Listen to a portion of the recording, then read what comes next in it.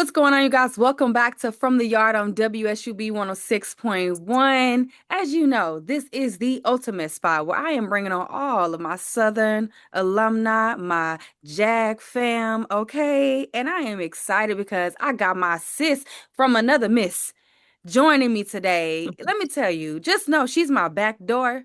My back door, man. You know, that says a lot when I can say that she is my back door. So please, without further ado, help me welcome the one and only Miss Bree. How are you? I am good. Thank you for that warm welcome. Honestly, You no, for deserve it, sure. 'Cause you sis. definitely are my front door, my sis for life. I'm glad Yes. I'm here.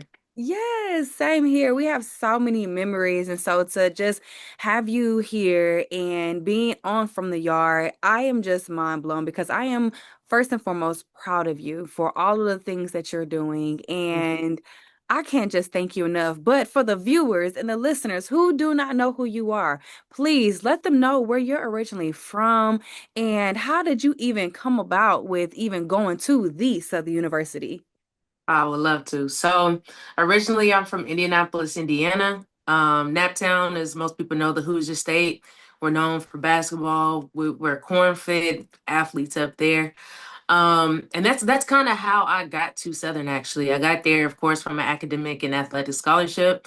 I got accepted into 16 to 17 different schools, and universities. 16 to Um, 17?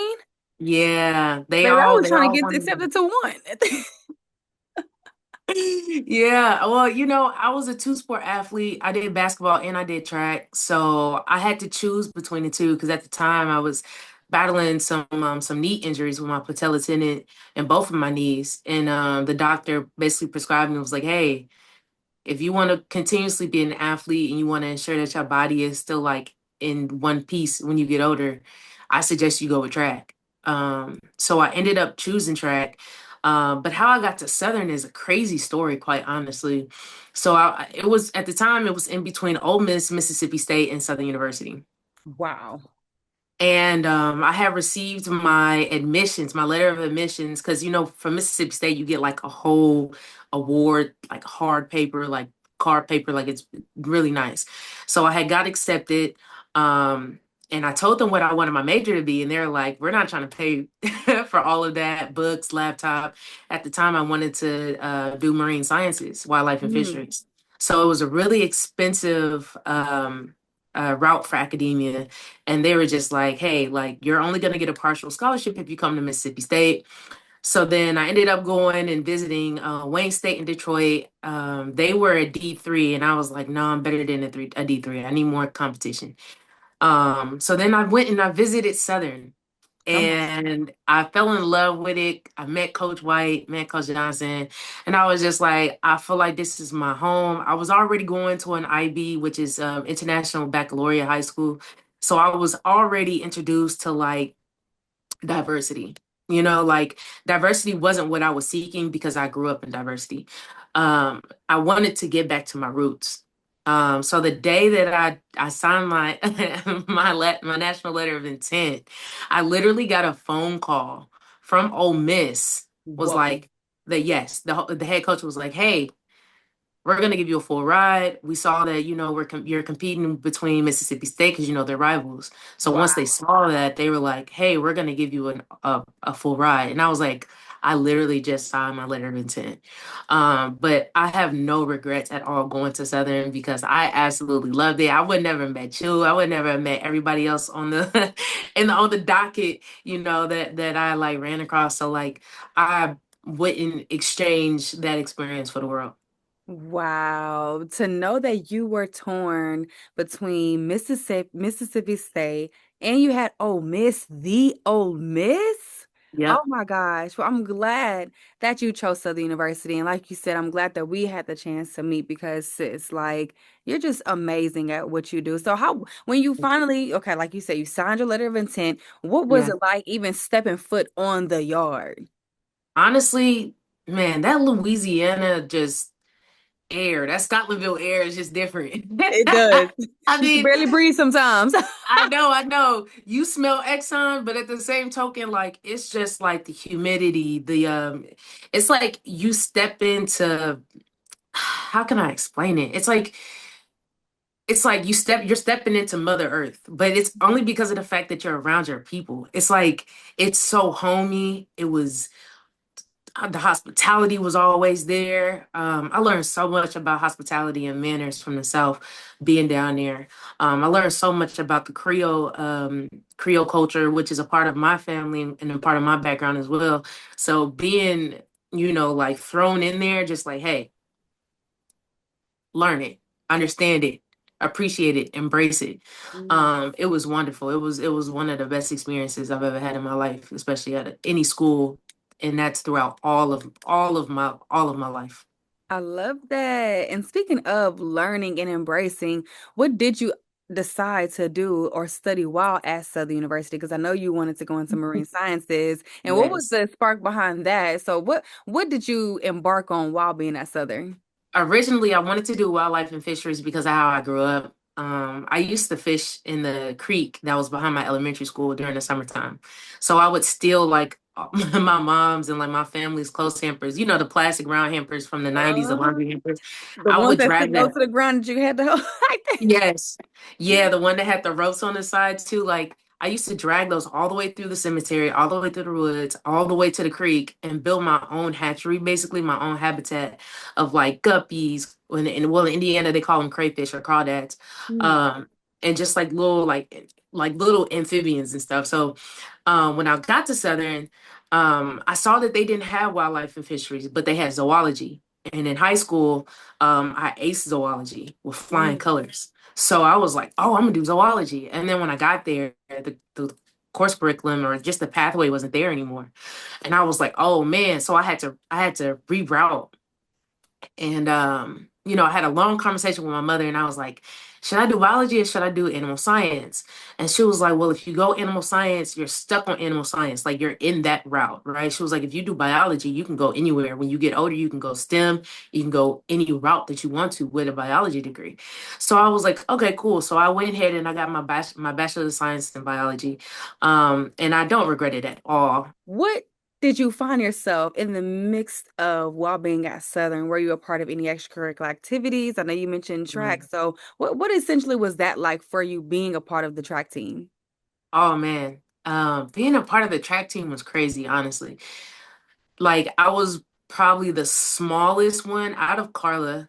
I was the smallest thrower, height wise, but I was one of the most agile, and I had a lot of speed and a lot of power. I Yep. think me and Carla were both in the same boat with that.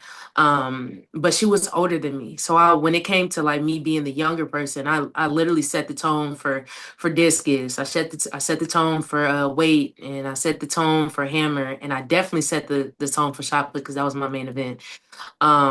And I had the opportunity to get all conference, first team, second team there. I've Come won on. SWAC. I've won SWAC. I have a lot of accolades. I've had a lot of PRs there. Of course, T-Fi. Um, Shout you out to know, T-Fi. yeah, Shout shout out out to to T-Fi. T-Fi. I was also in the Natural Sciences too, basically for STEM students, to be in a club as well. Mm. So those were just some of the things that I was a part of at Southern, and I absolutely adored them all. Loved every journey. Talk about powerhouses. You skirted past it. And I'm like, wait a minute. Just the wins that you were able to gain while at Southern University, I mean, Yeah. those are deal breaking. Like seriously. What were those moments like when you conquered those? Honestly, freshman year, I wasn't even expecting to place outdoor swag. Wow. Um, or indoor, and I did both seasons. I think once I got on that totem pole and I got those awards or those medals, it was so surreal. It was like, yo, I'm here. Mm. I have a legacy now. Yeah. Yeah. Like I have a legacy, Um, every time I cried, like Wow. everybody's passion and what they put into like and their ambition or the motivation behind the sport that they love, the passion is different. It comes from a different place. For me, track and field came from a place where and it might sound a little crazy, but it came from a lot of emotion. It came from a lot of pent up aggression, a lot of pent up trauma that I wasn't able to like release in other ways. Like I didn't want to do substance abuse. I didn't want to do any of those other things to kind of like release how I was feeling. And shot put and discus or just throwing period was one of it was my escape. Mm. I could be so mad that I got a C on the test and then go to practice and be like, I'm finna put all into practice right now. I'm finna put my all into this meet. And it's been like that ever since elementary school.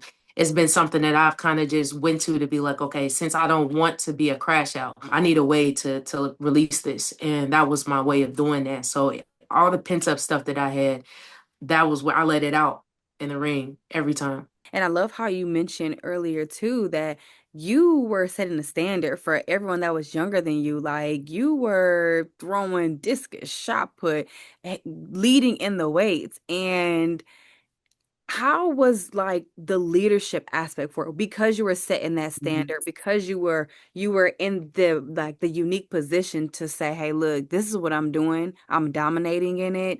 Now I'm setting a tone." What did that come with a sense of heaviness, or how was that like? Especially because you're a leader. Yeah, yeah, it definitely does. Because you always have to watch what you're doing.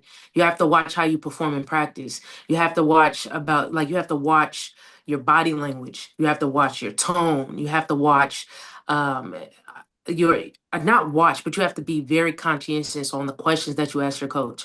Like Yeah. you have to be very specific on like, hey, if I'm turning my hip around, like my hip feels a little weird. Can you watch me and see if I'm turning my hip the right way? Throwing is a very intricate technique. Like it's a skill that you practice, and the smallest things in throwing they'll throw you off literally. Hmm. Your balance, your technique, how the ball is released, the gravity of the ball, Hmm.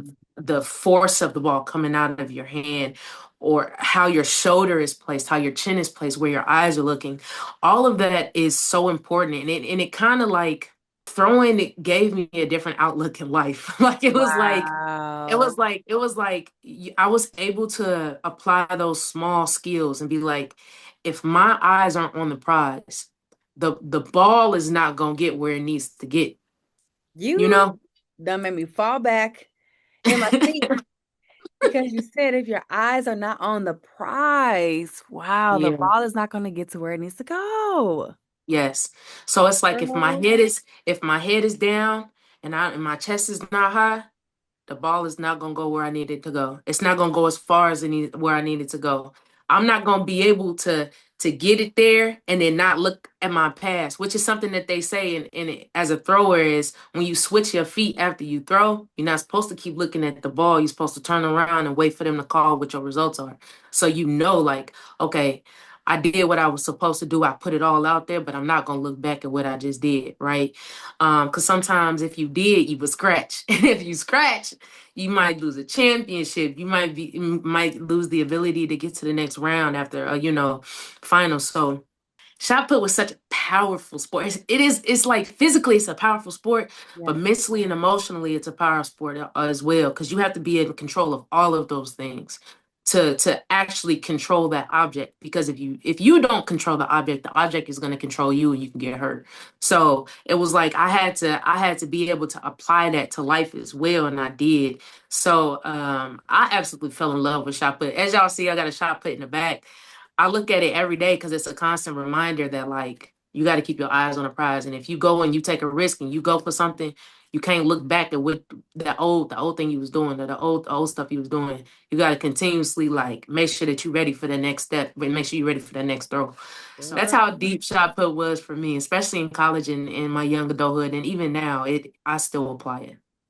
Girl, all I am gonna say is that is a whole word, especially when you mention not looking back after you Mhm. throw. It made me think about, I don't know whose wife, I think it was Lot's wife, when they were leaving the city that they were going, or that they were leaving the Asylum, city, and when asylum, they yeah. said, don't turn around. And when she turned around, she turned into a pillar of Feeling salt. salt. Mm-hmm. Yep. Wow. I Yeah. really, you know what? Look at God doing what he needs to do because I needed to hear that myself. I y'all hearing this right now. At this point, call in, please. Call in if you understand what we're talking about, because baby, she dropping gems Okay. already. Oh my goodness, girl. Yeah. Wow. With you understanding that it was not only just a physical transition and thing that you were going through, but also understanding the power of your mind in its totality, utilizing those elements, what did that balanced life look like for you with being fully immersed in track and field and also making for sure you stay on top of your studies? Mm. Honestly, I prayed so much in school. Wow. It was such a challenge being like 15, 16 hours away from my family, even though I chose to go that far. Sometimes I did get homesick, but I had to remember like, you're here for a reason. Yeah. You have to come and finish and graduate. Like, and no matter how hard it gets, can't quit. And I always told myself that, like, no matter how hard it gets, you cannot quit. No matter how hard it gets, you cannot quit. I always prayed, like, God, please, just give me the strength, I give me the love mental fortitude. I will always ask for that stuff, like, always be a hedge of protection. Even though sometimes, like, and things got a little shaky, but I still did not. My faith never wavered. If I'm not doing well in this class, I'm probably gonna come across somebody that is doing well in this class, and I'm probably gonna be able to ask them for help. yeah. So it's like when I knew that everything was going to be okay, and I had that in my brain, and I made sure that that was something that I like had to mentally condition myself into thinking every day. It became a lot easier year by year, year by year, year by year. It just got easier and easier and easier to the point where it was like once I got a job and I was a student athlete and I was balancing all of that, I was like, all right, like this is showing you how the life of an adult is going to be. You're going to have to be able to balance your life and ensure that you're prioritizing things the right way. In school, when it came to athletics, when it came to like academia, I always made ensured that my academics were good so that I didn't have any other worries when it came to track. Thank you so much for sharing that. And that just speaks to how much you've evolved in so many different areas. It speaks to how, and it was crazy because it's like you never know what you do back then in school that helps transpire over into your everyday life, into what it is that you're doing. And Yeah. so that's really, really, really key. Are there any other like pivots that you had to take while being at Southern that helped you realize like, oh dang, like this is real deal Holyfield. This is real life experience and this is real life that I'm experiencing right now. Yeah. Man, I think and I think I disclosed this to you last time. The time where I went homeless, Yeah. that was like that was Listen, I never knew that, which is I know. crazy. I Never knew know. that. Nobody knew because I was just so happy. I was happy. I was happy and thankful for what I had. You know what I'm Mm, saying? And I knew that the only way that God was gonna bless me with more is if I was comfortable and happy and thankful for what I had, and I was appreciative of what I had at that moment, no matter how small it was. So wow. when I went homeless, I was making so much money though. That's the crazy thing. I was making as a college student, I was making $2,000 weekly with direct marketing through AT&T and DirecTV. I was making, and I was homeless. I was living out of my car Are and they living out of hiring right hotels. now at this point? Look, I don't know, but I was top 20. $2,000 weekly? Yeah, I was top 22 in the nation. I was top 20. I was 22 in the nation. I held that space for marketing for like probably like 4 months out of the 6 months that I was homeless. And that was a testament also because it was like I was getting it out the mud. Like when I say getting it out the mud, it was crazy. I was blowing my own mind. I'm like, I'm probably it wasn't the most depressing time of my life, but it was like it was embarrassing though. You know what I'm saying? Because it was like I was college educated. I'm a all like a first and second conference athlete, SWAC champion, biology major, an African American woman coming from a HBCU, accredited HBCU at that, who's known for mechanics and agriculture and also nursing and engineering. Exceptional students, Come on. exceptional program. Yes. And I was just like homeless, like just and Oh my gosh. I wasn't even like in the best hotels neither. I was like in like 2.5 star, 3 stars hotels, like just, um still paying bills too. That was a crazy thing. I'm still paying bills. I just didn't have nowhere to stay. A lot of people didn't know. I was still going out, meeting people out at the bars, still nice, put together, hair done, like makeup laid, eyebrows arched, like Give it all of the nine at this point. yeah. I did not care. I was like, sure, if I am homeless, ain't nobody gonna know I'm homeless. But that's just a testament to how strong I really was. And then Absolutely when I took the words out of my mouth. yeah, and then that let me know then, like, girl, it don't matter what you go through. You gonna have your head on straight no matter what you go through. As long as you breathe and you talk to God every day and you take your deep breaths and you take it day by day and you don't try to think too far ahead and it's gonna stress you out. You gotta show yourself some grace. You'll be all right. And after that 6 month, he answered my prayers and I moved back to the Midwest. After I told my mama I wasn't gonna move to the Midwest. My mama didn't even know I was homeless, by the way. Mm. She kept asking me like, oh, like, because I used to live in the PCs. She's Mhm. like, oh, you gonna stay there? And I'm like, yeah, I'm cool. I'm probably gonna stay here for 6 months. My mom thought I was living in the PCs still.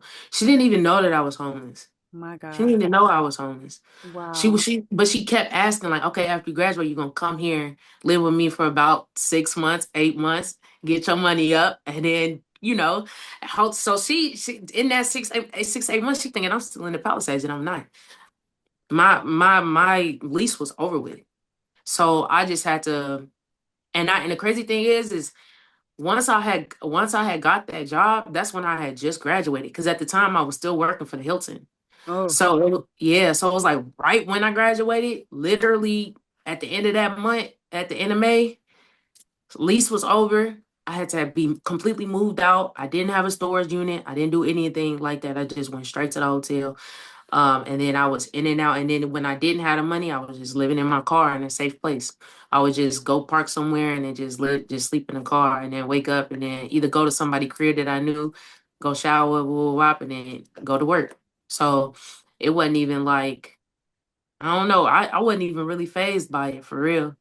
I wasn't even phased by it. The perseverance that you have. And I kept hearing God gives the toughest battles to the strongest soldiers. And to know that you still exuded joy during those times, to know that you were still showing up not only for other people, but for yourself. I think that speaks a lot about your character, and to see you pushing through and to see all of the amazing things that you're doing. I'm just again just proud of you, and my mind is blown for all of the things. Um, I love you, sis. Thank you, Like, sis. Thank you, sis. wow. Oh I my love you, sis. gosh. Well, sis, I am just blown away by everything that you have shared with me today. Let me tell you, you just hitting gems after gems after gem. And speaking of gems, one thing that we haven't let the people know just quite yet that we're going to get to in the midst of this interview is that you are also an artist, okay? And just know my sis is here today and we are getting ready to play a single that she just released called Too Much. We're going to get into all of the details whenever we get back on WSUB, so make sure you stay tuned. We'll be right back.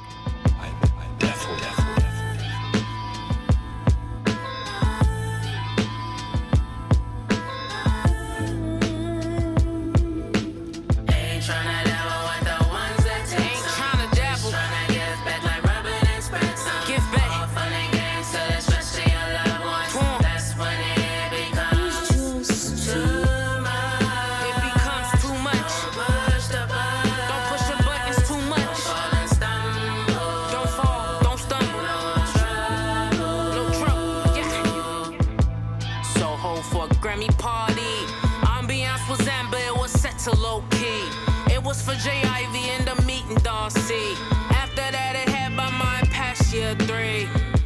Say what you want about me. Mine in overdrive, brain full on SD. My jealous but toes ain't the only toe I see. Sand in my toes, boy, pack at the beach. Universe ain't crazy, gotta have an army. Gotta keep that silence in that corner on me. Gotta keep that balance in that corner on me. Gotta keep that silence in that corner on me. I now present to you.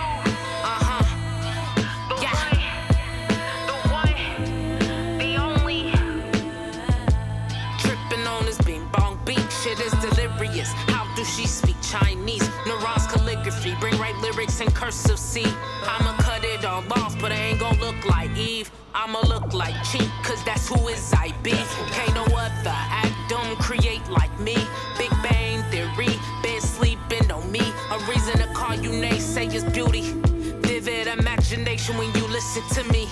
Fester up temptation, my face so pretty. He wanna take me on vacation, sheesh. It's just two, a true bender of elements. You could say that I'm fluid. A girl who can rap and sing, so I'm musically fluid. All in your household, you can call me into it. Not really a fighter for real, but I'll still put you through it. Now let me tug on your ear for a little second. Y'all hear my songs and pause, but I'll never second guess it. No multiple choice questions, just short answers and paragraphs. Have you write at you a lesson? This rap shit ain't even half, it's more like seconds. Word. Woo. Yeah.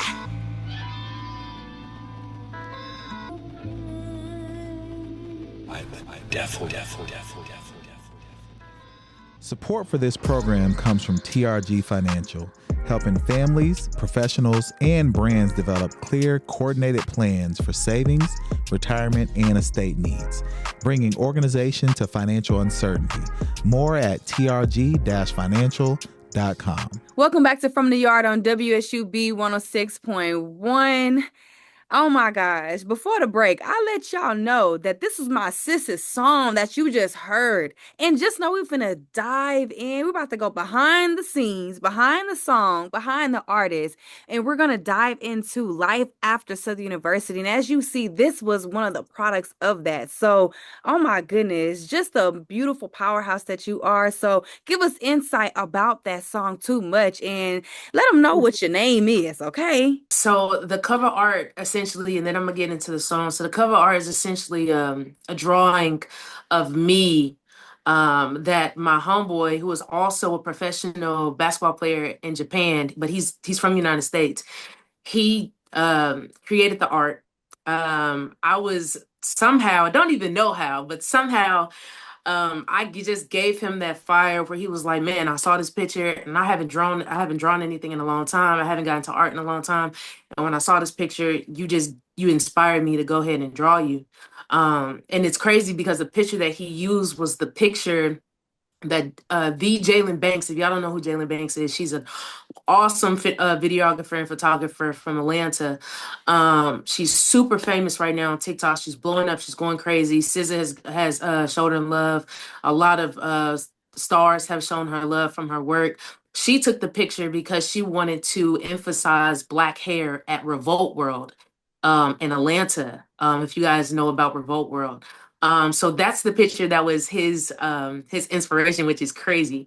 So what I did was it's that picture of me behind broken glass.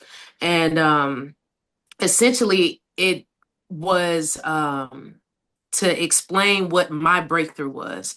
I was tired of playing small. I was tired of like hiding what I could do and what I was capable of, as in like I was protecting myself.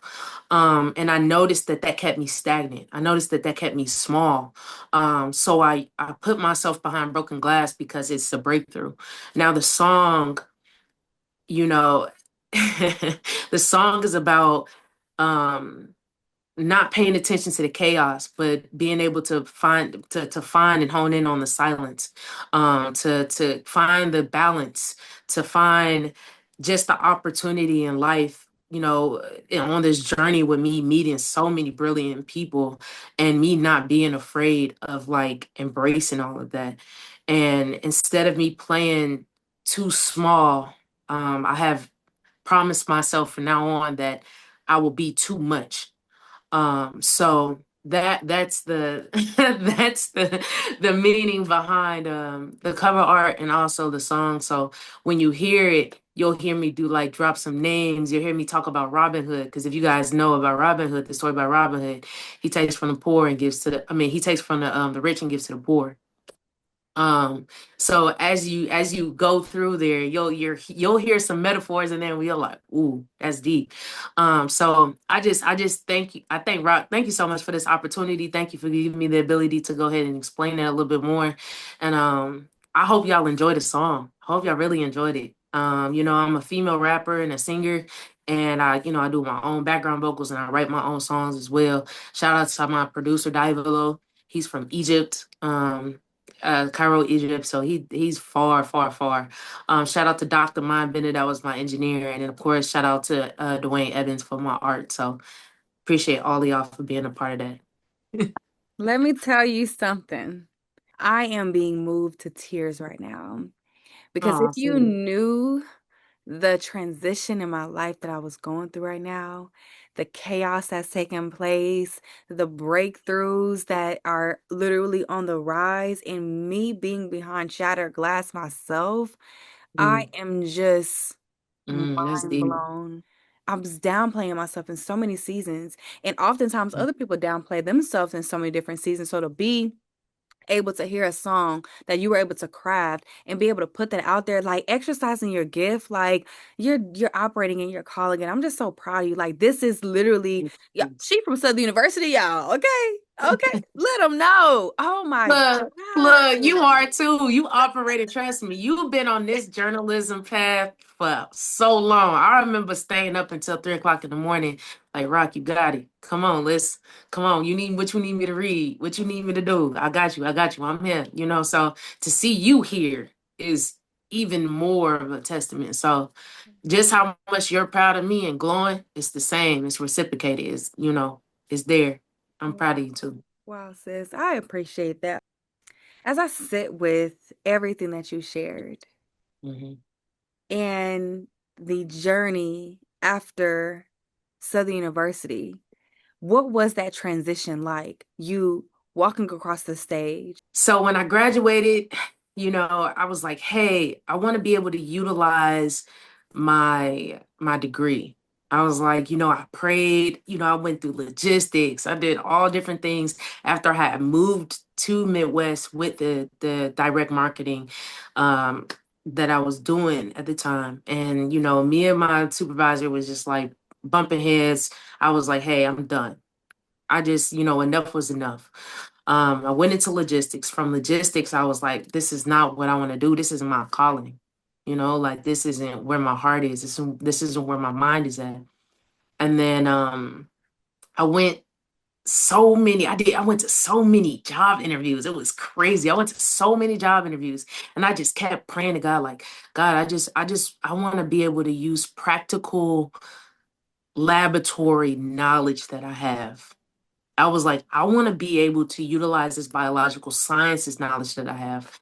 And, he was like, he kept giving me all of these job interviews, but I just kept getting no's. No, no, no, no, no, no, no. I was crying myself to sleep, crying myself to sleep. A lot of sleepless nights, a lot of hungry nights, a lot of dark nights. I wasn't even able to pay some of my bills some of the time, and or put gas in my car to even make it to these job interviews.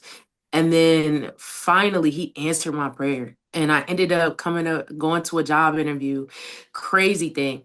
I went to this job interview the same day. So the day that I quit my logistics job, I had got into a car accident during a blizzard. Oh my I God. was leaving. Yes, I was working second shift. So I didn't get off until midnight. There was a blizzard that night. I quit.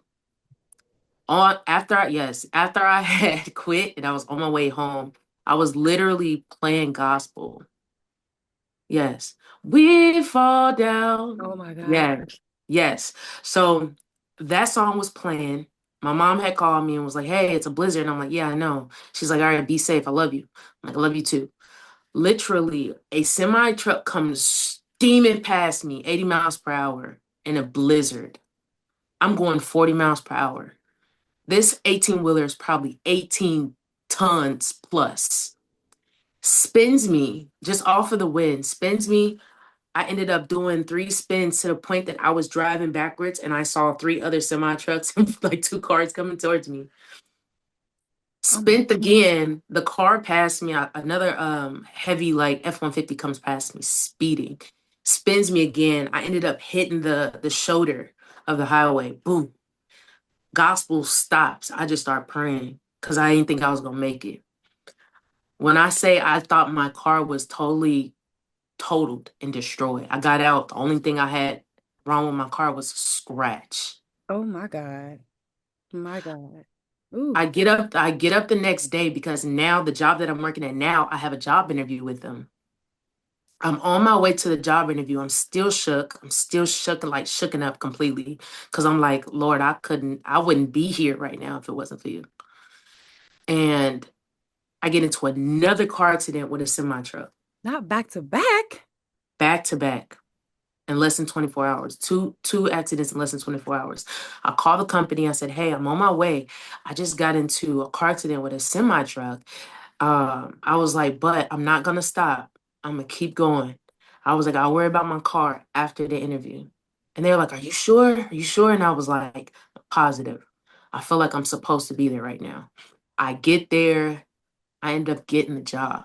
Come I on. have I have now been in STEM for 8 years Oh my as a God. technologist working in biomaterials, water soluble film. And I have impacted this company in safety and culture and innovation. Being literally a minority at this company, I have achieved so much. Achieved so much. This year, I just created an app. I've created probably like 4 or 5 processes.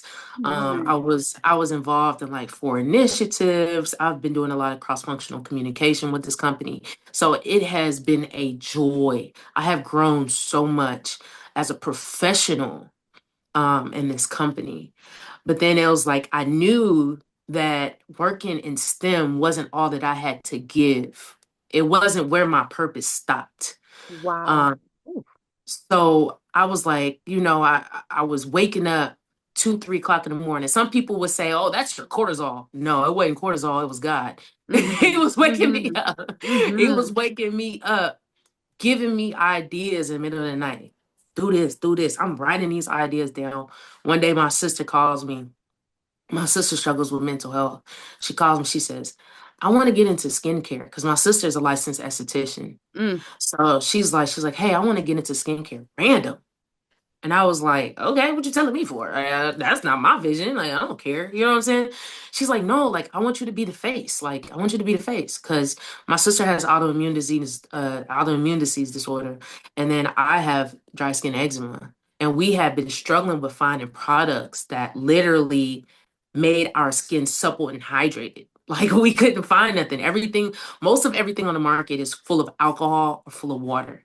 So if you're struggling with dry skin and you need supple skin, you using a product that has mostly alcohol, mostly water in it, it's a dead end. It's a dead end product for you, right? So all these years we just dumping money into all of these different products, all these different products. And my sister's like, man, forget it. Let's make our own thing. I'm like, what?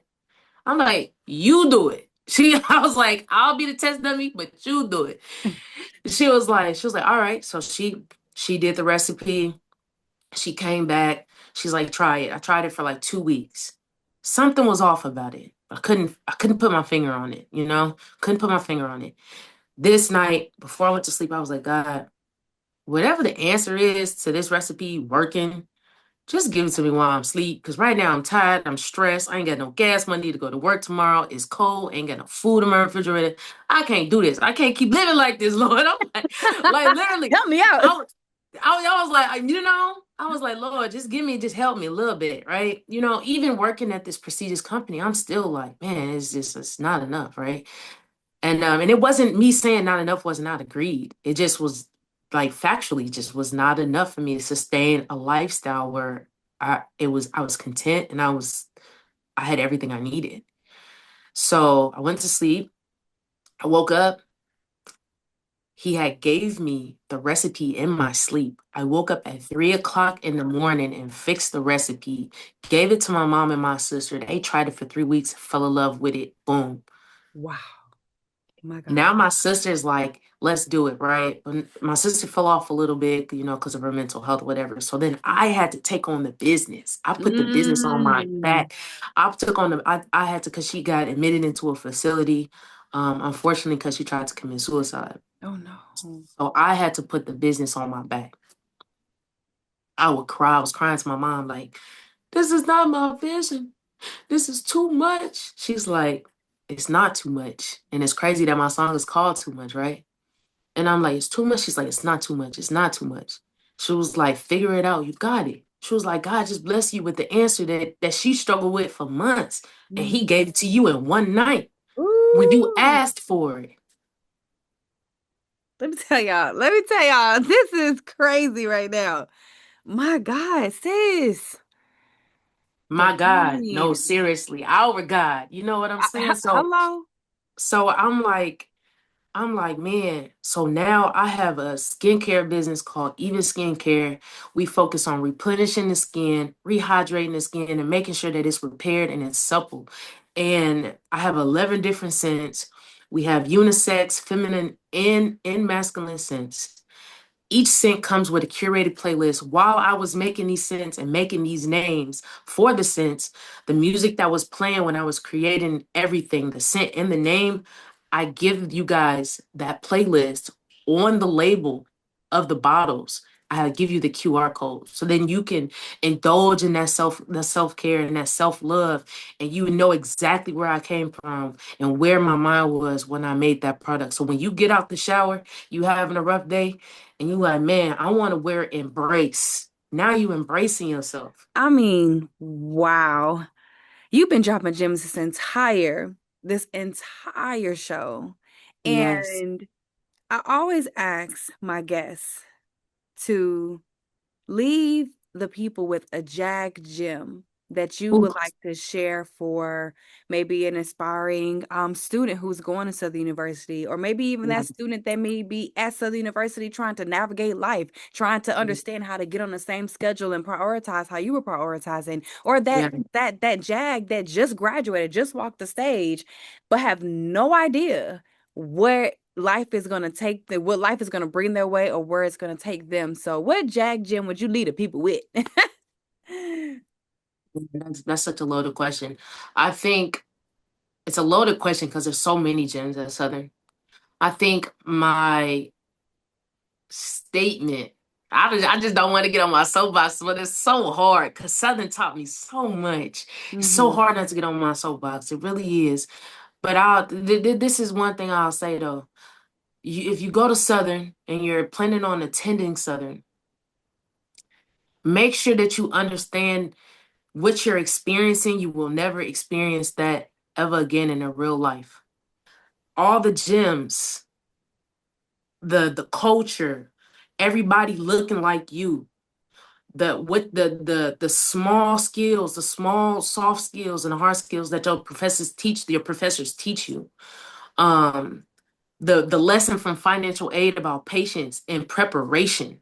Um, Even the culture when it comes to the yard, being on the yard, when it comes to being around everybody that's doing different things, or the band. Oh my gosh, the jukebox, the human jukebox, y'all. Yeah. Your majorettes, the culture, just everything. Appreciate it,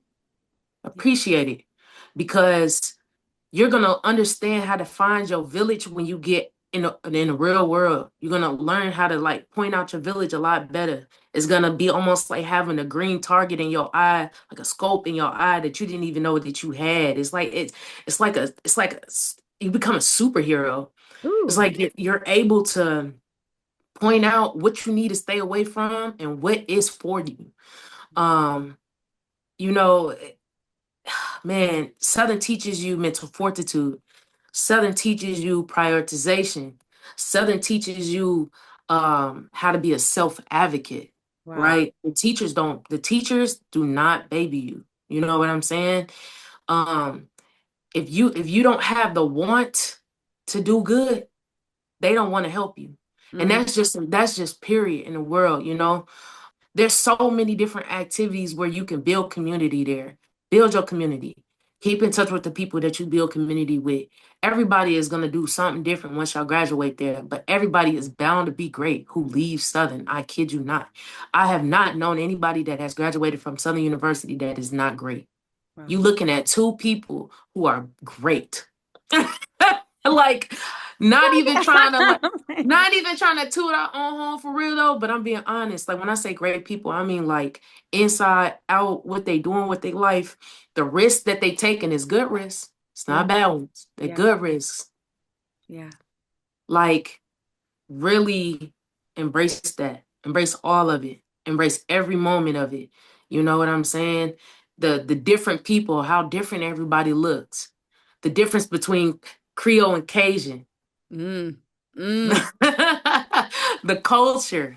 Embrace it. You know yeah. what I'm saying? It's a lot to learn from everybody. It's a lot to learn from everybody. Man, it's so many, but I don't want to overload, but all I can say is make sure that y'all are really paying attention and y'all are present always. Take it day by day. Don't over show yourself grace. Show the people around you grace. Show your professors grace. A lot of professors that teach at Southern come out of retirement to teach. Yeah. Yeah. And Southern has been on the chopping block to be shut down for years, and they still have not succeeded because Southern has that power. Southern has it. They have it. They Yeah. can't shut it down. Yeah. Because as long as y'all go and y'all continue to be great products of it, there's nothing that nobody can do. Let the outside world be naysayers, but the people that go to Southern, y'all remain special. Yeah. Remain special. Mm. Sis, from another miss, thank you for today. I appreciate you.